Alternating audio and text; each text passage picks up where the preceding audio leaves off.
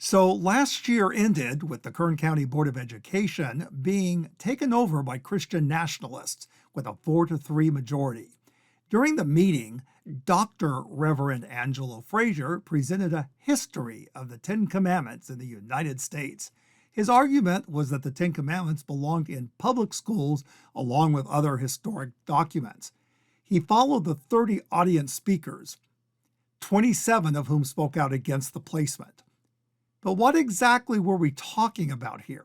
The display of the commandments in a central place on each campus, or the actual placement in each classroom? Cisneros tried to explain what he meant during her comment time. You're not asking schools to teach religion or Christianity or the Ten Commandments. Is that correct? You're not expecting the teachers to teach. That's correct. Okay.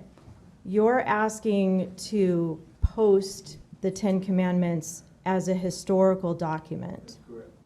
I just want to make sure that that's very clear, because I heard a lot of people say, I don't want teachers to teach religion. A few days later, newly seated trustee Jim Robinson went even further, trying to place the blame for the confusion of the public on an outsider group.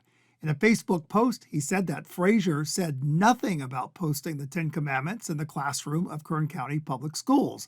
Robinson claimed it was false information that was propagated by a threatening letter by the Freedom from Religion Foundation, who completely misrepresented Pastor Frazier's proposal. But I think both Robinson and Cisneros are just trying to distract at what their intentions are after feeling the pulse of the public speakers that night. After all, it's not surprising that the public and Channel 17 News and the Freedom from Religion Foundation might have gotten the impression when Frazier himself in Moses drag at the September meeting used as an example of what he was talking about. The new Oklahoma top educator, that's the superintendent of schools in Oklahoma, requires that all public schools to teach the Ten Commandments and the Bible in all schools. Now, for her part, Cisneros explains that she would not want the Ten Commandments taught in the public school classroom. I wouldn't have wanted a public school teacher teaching my students about the Bible, because I don't know that teacher. What if the teacher is not a Christian? What if the teacher is a Buddhist and trying to teach Christianity to my child? That teaching part is not what we're discussing here today.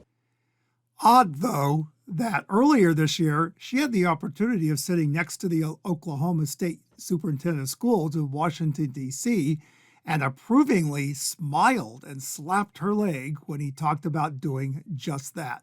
Patriotism, and we are very proud that we are the first state in the country to put the Bible back in every classroom in the state of Oklahoma.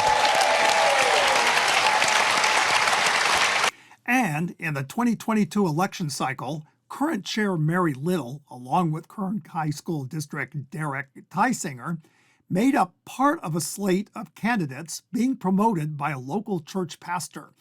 In this clip taken from a Sunday church service, the pastor explained the importance of taking over local school boards. School boards right now are the front line. They are ground zero for the culture war that's taking place in our world. We need some godly people on these school boards that are going to stand up for what is true, stand up for what is right, and protect our children. You may be here and say, well, we all need to just bail out and go to Christian schools. You know, I love Christian schools, but what about all those kids who can't afford to go to Christian school? We need to stand up for them and advocate for them and pray. But I digress. This is a typical strategy to distract from the real issue. They're trying to change this from whether or not the Ten Commandments should be in our schools to whether they appear as a historical document on campus or actually being taught in the classroom.